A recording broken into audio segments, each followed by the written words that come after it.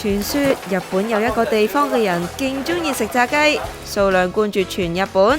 呢個地方係九州大分縣嘅中津市。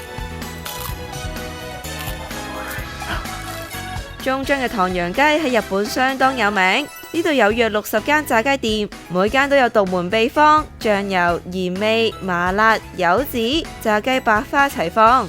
每個人心中都有一件唐揚雞。當地人就推薦咗2間必食名店。首先係醬油味嘅代表，本身係一間凍肉鋪，雞肉來自即日劏嘅新鮮雞，產自九州，每隻大約60日大。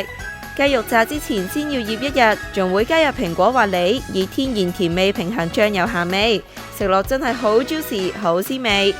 佢哋嘅炸雞曾經連續6年取得全國炸雞大獎嘅金獎，認真巴閉。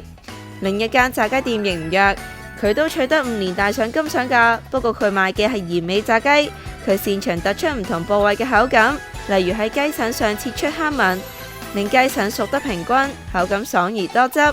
雞頸口感彈牙，肉質嫩滑。呢粒雞皮餃子以雞皮包住雞軟骨同雞肉，層次好豐富。炸雞多過我哋食飯嘅老闆，仲教咗我哋一個食雞秘訣。揚げたて食べるのが最高ですよ。